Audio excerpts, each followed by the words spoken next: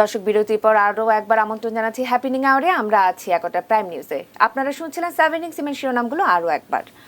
এবং এই মুহূর্তে জানাতে চাই, রাজধানীর মিরপুর বেড়িবাঁধ এলাকায় আজও চলছে অভিযান এবং উচ্ছেদ অভিযান, এবং সেই অভিযান চালাচ্ছে যথারীতি BIWTA।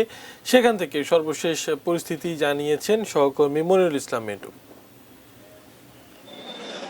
এই তুরাগকে লাইফলাইন ঘোষণা করে উচ্চ আদালত যে রায় দিয়েছেন এবং তার প্রেক্ষাপটে যে এই অভিযান, সেই অভিযানের ফলে কিন্তু বলতে গেলে এবারের যে অভিযান সেটি কিন্তু ব্যাপক ভিত্তিতে হচ্ছে। আসলে মানুষ চিন্তাই করতে পারেননি যে এইভাবে উচ্ছেদ অভিযান চালানো হবে।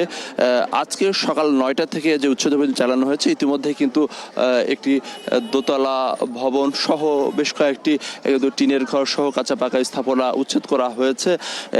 যে কথা বলছিলাম যে এই 62 কিলোমিটার দৈর্ঘ্য এই তুরাগ নদের দুপার দীর্ঘদিন ধরে দখল হয়েছে এবং দখলের যে মহোৎসব সেটি চলেছে, এবং এখানকার মানুষ চিন্তাই করতে পারেননি যে এর পরে এই অবস্থার মধ্যে যে এই অভিযান চালানো হবে বা তাদের উচ্ছেদ করা হবে।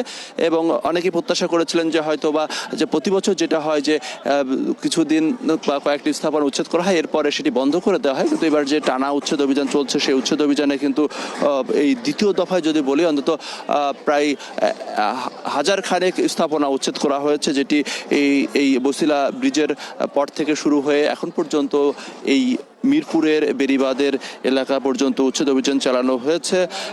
এবং BIWTAর কর্মকর্তারা বলছেন যে সরকারের সর্বোচ্চ মহল থেকে এই যে উচ্ছেদ অভিযান সেটিকে তদারকি করা হচ্ছে, এবং এই উচ্ছেদ অভিযান চালানোর পরে নদীর দুপারের যে মাটি সেটি মাটি অপসারণ করা হবে, পাশাপাশি ওয়াকওয়ে নির্মাণ সহ নদীর সীমানাকে নতুনভাবে নির্ধারণ করা হবে। যদিও এখানে স্থানীয়দের অনেকের অভিযোগ যে তাদের পৈতৃক সম্পত্তিকে এই উচ্ছেদ করা হচ্ছে, তবে BIWTAর কর্মকর্তারা বলছেন যে তাদের যে নদীর যে আইন রয়েছে, বর্ষা মৌসুমে নদীর পানি যে পর্যন্ত পৌঁছায় সেখান থেকে 150 মিটার পর্যন্ত সেটি নদীর জায়গা, সেই নদীর জায়গা ব্যবহার করার কোনো সুযোগ নেই। তো সেই প্রেক্ষাপটে কিন্তু বা সেই নিয়ম অনুযায়ী কিন্তু অভিযান পরিচালিত হচ্ছে এখন পর্যন্ত।